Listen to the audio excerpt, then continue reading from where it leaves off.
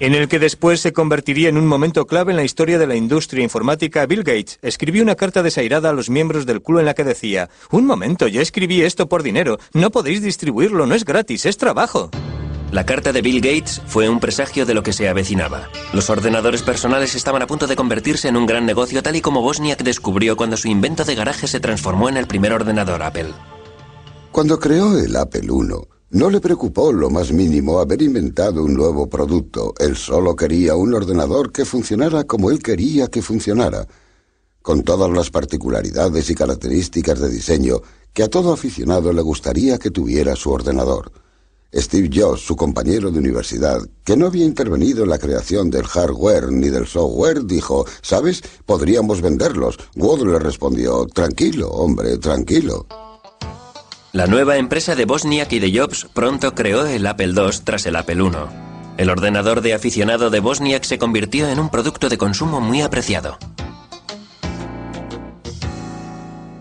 El Apple II introdujo la idea de que lo que se compraba era una caja de plástico parecida a una radio o a un aparato de alta fidelidad. Uno se lo llevaba a casa, lo enchufaba y empezaba a funcionar. Al tener que montar los primeros Apples a mano en el dormitorio de Wozniak, el proyecto no tenía visos de ser muy ambicioso. Pronto fue muy diferente. Steve me llamó por teléfono y me dijo: «Adivina, tengo un encargo de 54.000 euros». Solo habíamos puesto unos cientos de euros entre los dos y siempre nos preguntábamos si alguna vez lo recuperaríamos. De pronto me dice que tenemos un encargo de 54.000 euros. Supuso una conmoción enorme. En 1982 las ventas de Apple habían superado los 540 millones de euros anuales. La piratería informática y los negocios no eran compatibles. Los días del club cibernético casero estaban contados. Quizá acudí a unas cuantas reuniones más del club, pero empezó a dejar de ser lo más importante de mi vida. Lo más importante empezó a ser la empresa, Apple Computers. Tenía que dedicar más tiempo y energía a los productos que iban a salir a la venta. Al formarse empresas del tipo de Apple, al transformarse en negocios serios, tuvieron que empezar a introducir secretos. No podían contar a sus colegas del club informático casero cuáles eran sus planes para los nuevos productos, en qué estaban trabajando, porque sus competidores podrían haberse infiltrado allí y decir: «Caray, ¿Apple está haciendo eso? Hagamos nosotros algo parecido». Creo que al final fue esto lo que acabó con el club. El club informático casero se reunió por última vez en 1986, dejando atrás no solo Apple, sino 23 empresas informáticas creadas por diferentes miembros del club. Los piratas informáticos podían afirmar que habían creado el mundo moderno, pero este era un mundo en el que ellos ya no eran bienvenidos. El 15 de febrero de 1995 concluyó una persecución de 2 años cuando agentes armados del FBI localizaron a un buscado delincuente en un edificio de apartamentos en Carolina del Norte. La piratería informática estaba a punto de convertirse en una profesión fuera de la ley. FBI, acérquese a la puerta, traigo una orden de arresto. A la 1:30 de la madrugada llamaron a la puerta. No miré el reloj de la pared porque de haberlo hecho no habría respondido. ¿Quién es?, pregunté. Me contestaron: el FBI. Buscaban a Kevin Mitnick, un pirata informático cuyas intrusiones en los ordenadores de otras personas le habían convertido en el enemigo público número 1. Mitnick, por muchas razones, se encontraba en el lugar equivocado en el momento equivocado. Internet estaba despegando. Había muchas cosas en juego en aquella época y creo que Mitnick fue el chivo expiatorio de los medios de comunicación y de parte de la administración. Lo presentaron como una especie de coco. 20 años después de que Mitnick fuera arrestado, los piratas informáticos habían hecho saltar la chispa de la revolución informática. Los miembros del club informático casero habían logrado arrebatar a las empresas el control sobre los ordenadores y lo habían puesto en manos de gente corriente. Kevin era hijo de aquella revolución. En el instituto, todo el mundo fumaba drogas, bebía, iba a fiestas. Yo no estaba metido en aquello, por la razón que fuera no me gustaba salir. Yo disfrutaba con aficiones... Bueno, aficiones que eran mucho más individualistas. En la generación de Mitnick había todo un campo electrónico que explorar. Las empresas y las administraciones empezaron a conectar entre sí sus ordenadores. El sistema telefónico ofrecía un atajo a esas redes tan seductoras. Era como si la red fuera el universo. Star Trek. Era ir donde jamás había estado el hombre. La red informática, las redes telefónicas. Era ir a donde jamás había ido un pirata informático. No disponía de un ordenador personal. Empezó a piratear en la cadena de tiendas Radio Shack.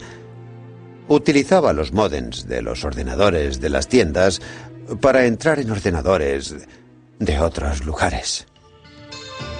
La nueva generación de piratas informáticos se inspiró en los forajidos electrónicos de épocas pasadas, como el Capitán Crunch, el manipulador de teléfonos. Era alguien a quien yo admiraba mucho, debido a su inteligencia, debido a sus habilidades y a sus conocimientos del sistema telefónico. Al igual que los manipuladores de teléfonos, Mitnick utilizó una amplia gama de habilidades para llevar a cabo la piratería informática. Tan importante como saber hacerlo era la ingeniería social, la habilidad para engatusar y trampear, para hacerse con información útil a través de empleados ingenuos. Con solo 17 años, Mitnick y sus amigos fanfarroneaban de haber logrado burlar a un guarda para introducirse en el mismísimo cuartel general de una empresa de telefonía y robar unos importantes manuales técnicos. Fue como entrar en una tienda de golosinas. Queríamos leer aquellos manuales para enterarnos de cómo funcionaba todo el sistema. Aquel delito le valió una condena adecuada a su edad. La empresa de telefonía estaba molesta porque alguien había tenido la osadía o la audacia de hacer aquello y porque ella misma no se había preocupado de su sistema de seguridad. Su sistema de seguridad era totalmente inoperante. El arresto de Mitnick creó un patrón para el futuro. Kevin continuó teniendo problemas. Tenía una capacidad más que notable para ser arrestado. Mitnick no fue el único que tenía problemas. Los oficiales de la NASA en Huntsville se percataron de que a finales de junio personas no autorizadas se habían introducido varias veces en un ordenador en el Centro Marshall de Vuelos Espaciales. Fueron lo suficientemente listos como para borrar la clave de entrada y la de salida. Los piratas informáticos, como ellos mismos se autodenominan, no solo fueron listos, sino muy arrogantes. Dejaron grabados mensajes en el ordenador como «No podéis cazarme». Yo creo que es algo biológico. Creo que hay gente que siente inclinación a hacerse pirata informático y gente que no. Se puede ver en los niños. Hay niños que se ponen delante de un ordenador y exclaman «Dios mío, por fin soy capaz de expresar una parte de mí mismo». Las investigaciones llevaron al FBI a la casa de 4 adolescentes, todos los cuales iban a un colegio elitista. Allí es donde Michael Strickland dice que consiguió el número del ordenador de la NASA. Bueno, el número estaba en la lista del módem de Huntsville como un número más. Evidentemente era un error. A pesar de todo, tomé la decisión de hacer la llamada. El término pirata informático empezó a vaciarse debido a la gente que no estaba imbuida del espíritu de los piratas informáticos que irrumpieron por primera vez en los ordenadores. Hubo muchas intrusiones realizadas por adolescentes que se hacían con las claves o que aprovechaban las debilidades del sistema para introducirse en los ordenadores. Hizo falta una película de Hollywood para que el enfado se convirtiera en pánico.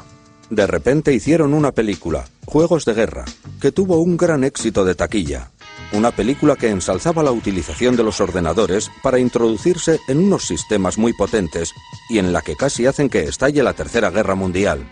El significado de la palabra pirata cambió de la noche a la mañana. Un pirata informático pasó a ser un crío mofletudo lo bastante listo como para introducirse en una red informática perteneciente a una enorme organización militar. La emoción estaba en entrar donde no debías y en intentar que no te detectaran.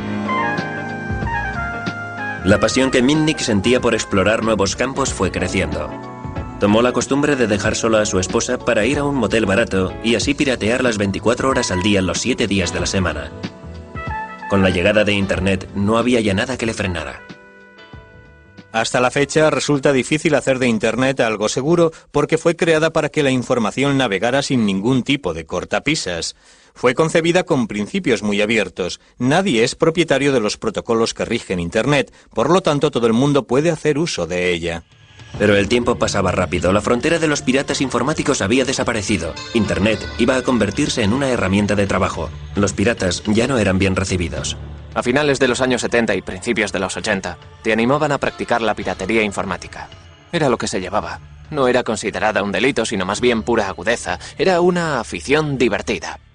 La sociedad que me rodeaba, la de mi entorno, fue cambiando. Yo estaba tan metido en la manipulación de teléfonos y en la piratería informática que no me percaté del cambio que se estaba dando en la sociedad de mi entorno. Sentía por ellas auténtica pasión e interés. Los experimentos de los piratas